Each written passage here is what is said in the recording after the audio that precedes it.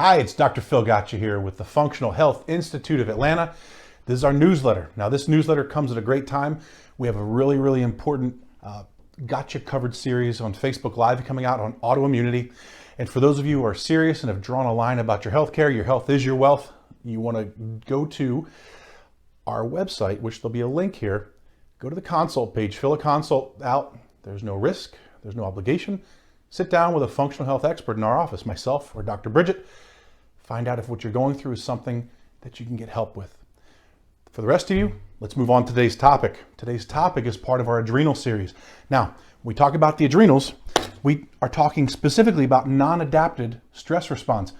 Your adrenal glands are how your body deals with any and all stressors. A fly buzzing in your ear, a microbe that's trying to nest in your bloodstream, trying to grow into something big, the cold, the hot, any stress at work, traffic, physical stress, injury, chemical stress, emotional stress. It's all something your body has to contend with. And when the adrenals are doing well, you can adapt to stress just fine. But we're talking about non-adaptive stress response. And particularly today, we're going to talk about how non-adaptive stress response causes immune dysregulation. So that is the best art I can do for you. That's somebody crying. That's 4 tears, not 5, not 3, 4. Immune dysregulation is bad. Immune dysregulation, your immune system is how your body defends itself from the environment, protects itself from things like microbes, germs, viruses, cancer. So making sure your immune system works is kind of an important thing. So when you've lost your ability to respond to stress, we want to know, is your stress modifiable? I have a patient who works in government. I have a patient who's a professional athlete right now. Their stress isn't modifiable. They can't do anything about it. We have to build their body's strength and resolve, the ability to deal with that stress. For others of you, you can do something about your stress. Now we're going to include a helpful quick action strategy in a little bit that you can go learn and do some things on your own and help yourself. Next, when the adrenals are in a stress response, and it's a chronic stress response, you're going to release a hormone called cortisol. Now cortisol, part of your chronic stress response, not like adrenaline, which is your fight or flight, that's immediate. Cortisol is more like constant chronic stress. Cortisol elevates and it's going to cause some change in your body. Now we have many of these coming out of all the different changes, but the changes we're talking about right now have to do with the immune system. So first, non-adaptive stress response, increase in cortisol. You're going to see a change in an organ of your body called the thymus. Your thymus, go look it up, Google it. It's part of your immune system. Well, if the thymus is part of your immune system, you probably need it to protect you. Well, if the thymus becomes suppressed with a chronic stress response, or even atrophied, in big red letters, atrophy, that means shrinking, that means dying off of that thymus. If it's part of your immune system, I would say you need it. You would say you need it. Next, when you have chronic cortisol response, because you're not adapting to the life stress that's coming into your life, we'll see a decrease in something called secretory immunoglobulin A. All right. In every opening of your body, your eyes, your ears, your nose, your mouth, your lungs, your whole digestive tract has a protective mucus coating secreted. The soldiers in that protective mucus coating are called immunoglobulins, and their designation is called immunoglobulin A. It protects you from microbes or anything that wants to enter into your body. When these are suppressed, do you think that you're going to fight off flu, cold, sickness better or worse? The answer is obvious, it's worse.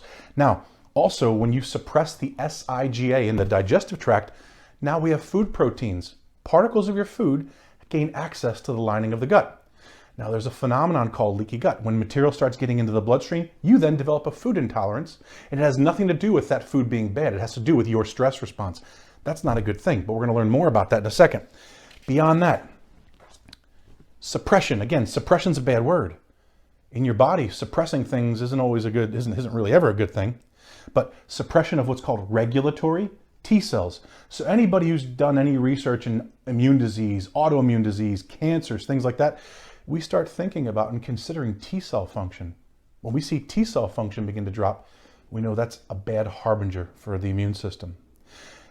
That T cell drop can also lead to changes that cause food intolerances. So this is the person that was always able to eat a certain food, and now things are beginning to change.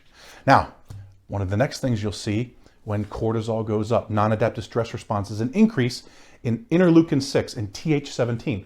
Now, you can go research IL-6 and Th17, but what you need to know about those, they equal inflammation. Inflammation, all-cause mortality. Inflammation is linked to all degenerative and chronic disease. Not a good thing, not okay to have inflammation unabated in the body.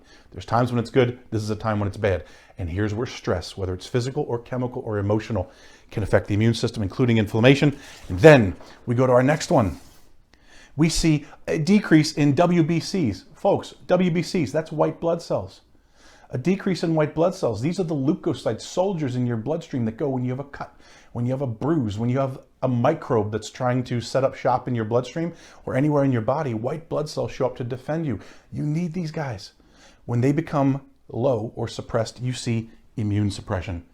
Again, your ability to fight off disease, to fend off disease, to be healthy and respond positively to stress in your environment depends on whether your adrenals can respond and also whether your immune system can deal with it. Now, many of these circumstances lead to our talk that comes up next, our Gatcha Covered series on autoimmunity. Now, there's lots of links we're going to cover in the talk about autoimmunity, but when you have a non-adaptive stress response that's bombarding the immune system, autoimmunity is a common result. Autoimmunity, fibromyalgia, rheumatoid arthritis, certain diabetic conditions, many thyroid conditions, about 150 other different conditions linked to autoimmunity. Don't ignore it. Psoriasis, eczema, right? Lupus, multiple sclerosis. These are things that aren't okay. They're not normal. And instead of suppressing the symptoms, what if your issue was a stress response that you could do something about? And that leads me to my next topic. Those of you who are out there who are our self-help gurus, we're going to have a link to our quick action strategy. This link is going to get you a page, maybe 2 pages. It's going to be some diet strategies to help with the non-adaptive stress response, also some lifestyle strategies that are good general strategies. For those of you where your problem's a little bit deeper and you're looking for an advanced nutritional strategy, check the bottom of this newsletter. You're going to see some products that are clinically proven, shown to help support adapted stress response, help get you out of a non-adaptive stress response for those of you who need that little extra boost. And for those of you who've drawn the line in the sand, it ain't getting better on its own. You need the help and you need the support.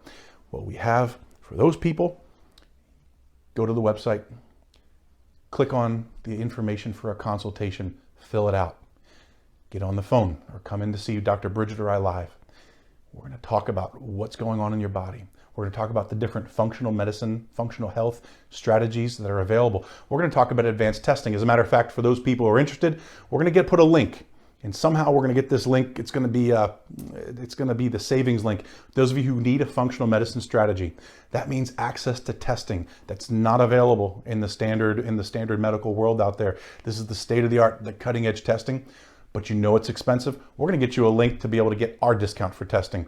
That means anywhere from $3,000, maybe $4,000, maybe $5,000 or plus off of the testing. That's going to get you information to be able to create a strategy. And time with one of the doctors, 20 years in practice for both of us, that's 40 years together, to sit and learn what can you do? How can you help yourself? Take control of your health. Your health is your wealth. We'll see you soon.